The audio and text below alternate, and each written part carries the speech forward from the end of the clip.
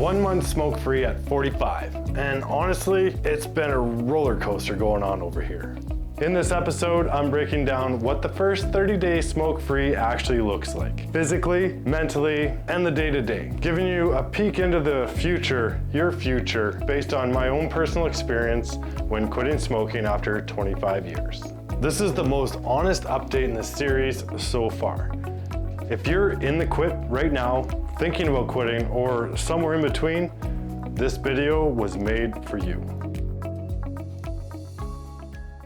If you just found this video, have a watch. And I encourage you to check out our full playlist, which is linked in the description. If you've been following along with this series, then you know that we've been making some ground. All the way from the blueprint, to the why, to the plan, how to survive the cravings, and the first 72 hours. This video is the 30-day reality check of quitting smoking after 40 and is the lived experience of episode 1.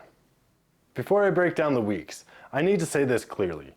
The nicotine patch has been key for me during this first month. I followed the structured 10-week step program. For those of you that don't know, the plan looks like this. Step 1 is weeks 1 through 6. Step 2 is week 7 and 8. Step 3, the final step, is weeks 9 and 10, which is just a smaller patch for each step. Anyways, the patch didn't make the cravings disappear, but it did numb the edge just enough so I could think clearly instead of reacting.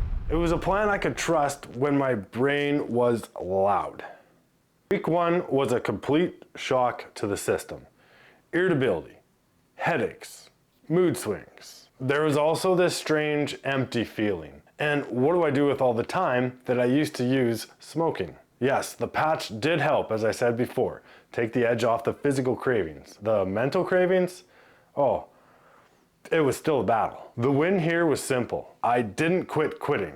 I played it moment by moment and craving by craving. Week 2 was dangerous. That's when my brain started negotiating. My brain was saying, okay, you've proved your point, Troy. Now, just have one cigarette. Come on, just one. I'm convinced now that that little voice right there is responsible for the majority of relapses. This is where my quit smoking toolbox, built back in episode 1, really mattered. Especially my deep-seated why I quit. By week 2, I had rehearsed my why enough times during previous cravings that I had a good handle on it. Repetition matters, and when combined with emotion, consider it locked into your new future reality. Around week 3, something shifted. I was still aware of the triggers, but they weren't controlling me, not like they were before. Breathing was easier, which was definitely welcomed. Those surprise coughs, you know, that cough that smokers try to hide when others are around? It feels like this phlegm bubble pops inside your lungs, and that knee-jerk reaction is to cough while trying to mask it. Yeah, by the way, they notice. They just didn't say anything. And my taste.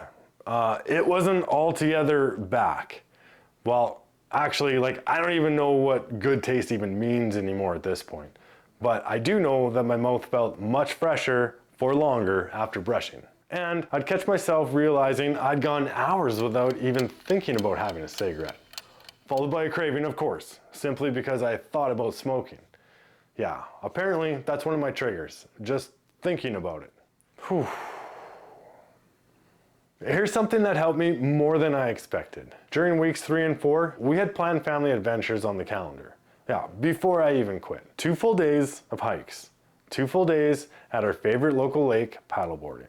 The days were booked, and we could decide, closer to the day based on weather, which we were doing on which day. The important thing to know is that these weren't rewards. Not rewards I had to earn. They were anchors. Something to look forward to. Something active. Something completely smoke-free that I could do with the family. Seeing those days written on the calendar in advance gave me momentum, especially on those hard mornings. This is something I highly recommend. Plan experiences, not just the quit. At 30 days, the physical cravings are much, much quieter. Not completely gone, but much quieter. However, those mental habits, they are still loud. My biggest triggers weren't stress or parties. They were boring everyday moments, like finishing a meal, driving, stepping outside for a minute. So if you're at the 1 month, or when you get there and you still feel like smoking, you're not broken. Your brain just needs a little more time to catch up to the new habits being established.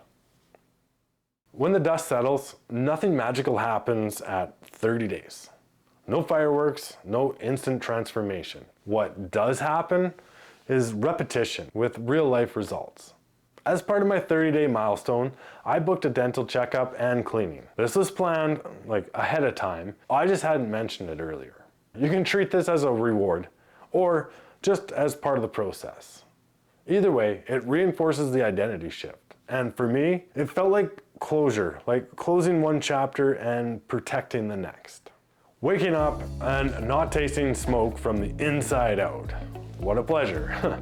Not having to pretend that I'm not winded. More focus and usable time during my day. Like 1 month in, I didn't feel like a smoker trying to quit anymore. I was starting to feel more like a non-smoker learning new habits. If you're on this path, day 1, day 30, or 6 months in, drop your day count below. And if you're willing, share a personal quit moment to encourage others along the path to keep going. Thank you in advance for your contribution. I promise I will reply to each and every message. Next, episode 6 is all about this one truth. Cravings pass and the journey continues. Hang in there. It keeps getting easier as time passes. And stay on your path.